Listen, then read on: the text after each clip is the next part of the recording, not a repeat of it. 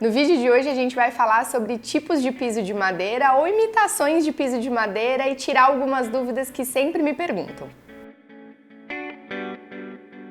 Como eu não tenho piso de madeira, eu vou fingir que é esse daqui, vai. Tá, beleza. Vamos começar falando sobre o piso laminado. Eu tenho uma amostrinha aqui comigo e foi o piso laminado que eu optei por instalar aqui no escritório, inclusive. Eu vou explicar algumas vantagens e desvantagens e as dúvidas que todo mundo costuma me perguntar. Uma das vantagens do piso laminado é que ele já está há bastante tempo no mercado, então a gente encontra algumas marcas e ele tem bastante concorrência de preço, então você consegue encontrar aí a partir de 30, 40 reais o metro quadrado.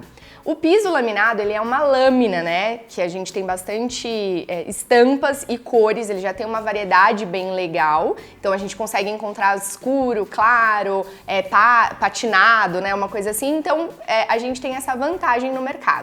A desvantagem do piso laminado é que, e apesar de ele ser mais antigo e por isso a gente encontra bastante nos apartamentos, é que ele não pode receber água. Então, a longo prazo, a gente tem o probleminha dele estufar. E isso acontece muito. Às vezes, quando a gente vai reformar um apartamento que tem um piso laminado, ele já tá com os veiozinhos todos estufados. Então, essa é a maior desvantagem do piso laminado. Ele tem uma fácil colocação, é importante que tenha um contrapiso legal, mas, por exemplo, como eu comentei, aqui no escritório a gente colocou em cima de outro piso, porque como ele tem uma espessura considerável, eu consegui colocar sem tirar o piso de baixo.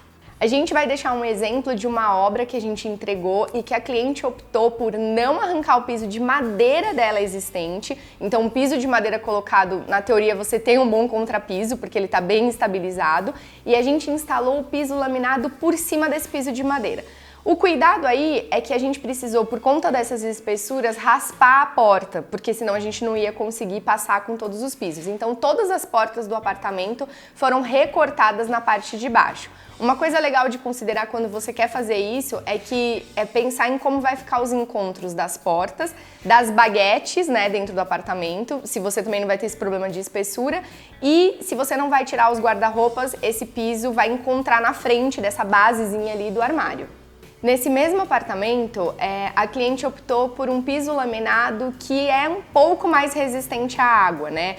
Eles evoluíram um pouquinho nos processos de fabricação e tentaram encontrar uma saída para o piso laminado, porque essa é a maior desvantagem, a água. Então, nesse caso, ela comprou, e aí o valor dele é mais alto de mercado, né? Porque ele tem uma resistência maior, e esperamos que dê tudo certo. O piso laminado, ele é fosco, né? E até, inclusive, vou mostrar um produtinho que eu tenho aqui no escritório que eu sempre passo. E a dica do instalador é que ele é como se fosse uma cera, tá? Vou mostrar pra vocês, não é publi, não tô ganhando nada pra isso. Mas eu vou mostrar pra vocês porque eu acho uma dica interessante. E eles falam que conserva melhor o piso laminado, né? Porque ele não tem brilho, ele é opaco.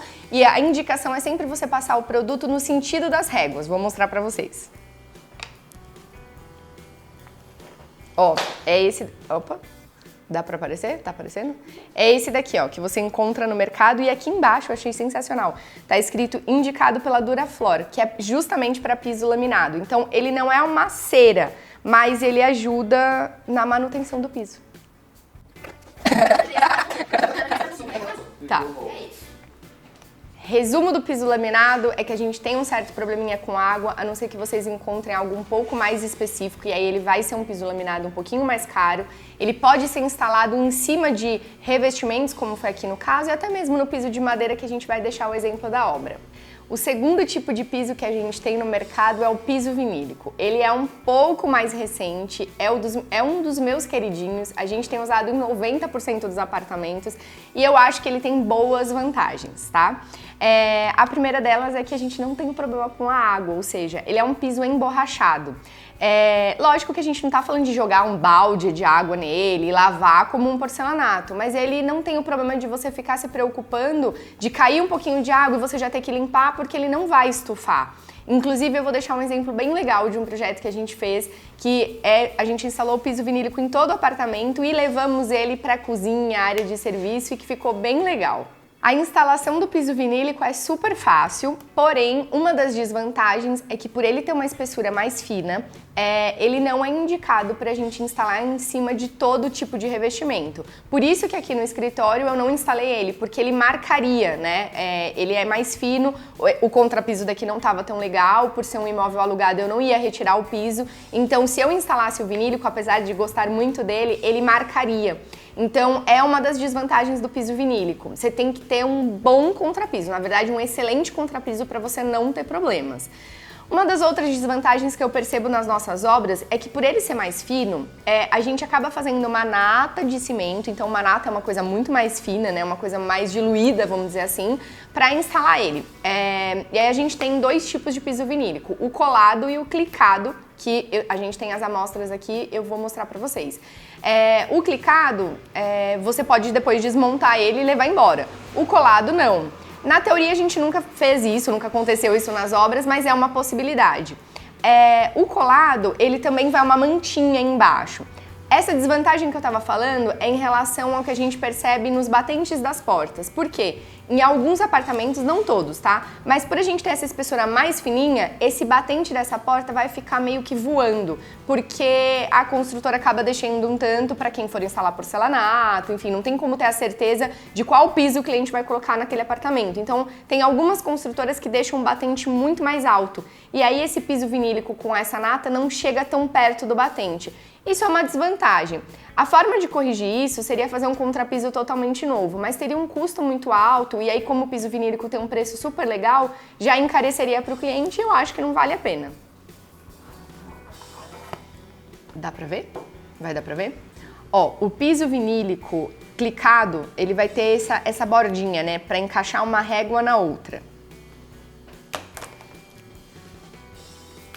E o colado, ele não tem ele é reto, né? Ele vai ser colado no contrapiso do imóvel.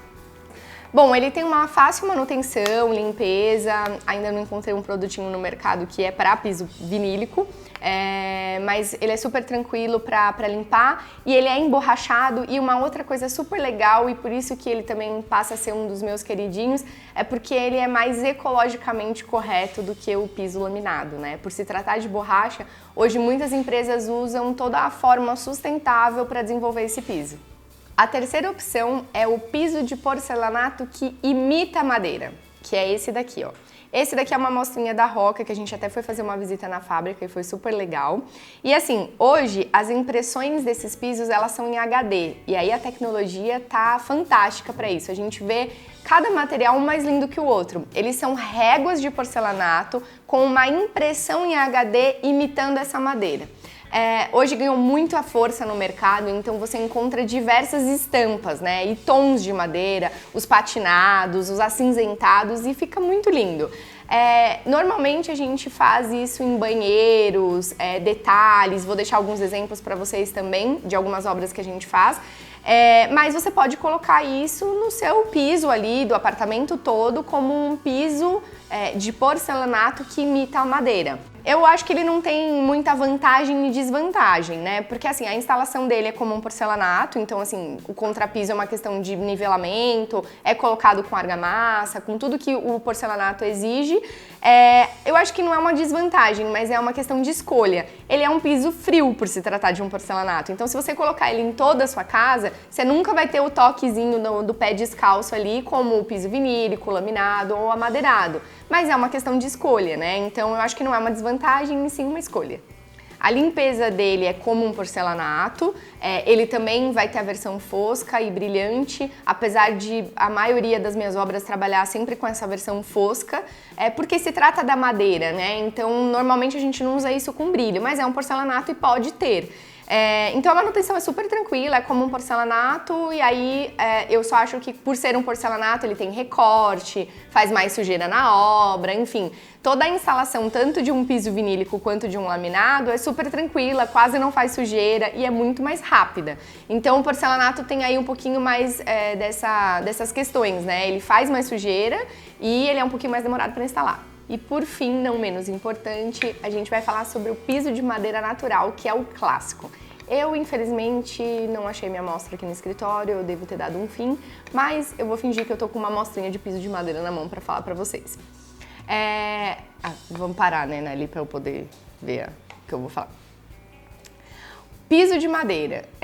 Ele, por ser uma madeira natural, ele tem um custo extremamente diferenciado, elevado dos exemplos que eu dei aqui para vocês, né? Então isso a gente tem que considerar. Eu costumo dizer para os clientes que amam madeira, e aí eles não vão abrir mão de ter um piso de madeira, porque eles sabem toda a manutenção envolvida no caso de um piso de madeira natural, tá?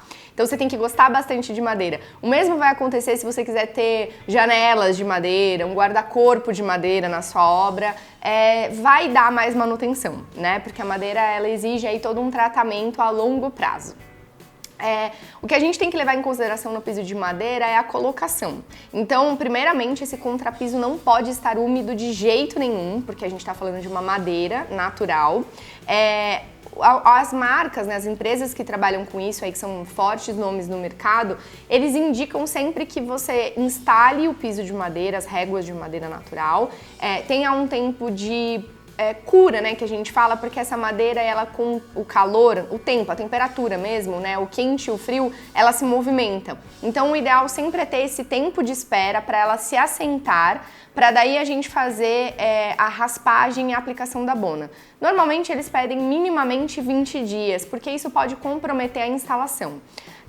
Há casos também que a gente já fez assim, onde depois, mesmo já instalando, raspando e aplicando a bona, a gente não iria ter uma instalação sequencial ali de marcenaria, nem nada assim, então esse piso ainda ia poder se movimentar e ficava dentro da garantia. Mas se você tem tempo, o ideal é deixar essa madeira ali se assentar para a gente não ter problemas futuros. Depois que essa madeira está instalada, a gente faz a raspagem dela e aí assim, quando a gente faz raspagem de piso de madeira na fase de obra, é uma poeira que gruda nas paredes, então a gente tem que ter esse controle no cronograma de que momento fazer isso, porque essa poeira ela se espalha mesmo. Eles vêm com uma máquina raspando para depois ter essa limpeza geral e a aplicação da bona.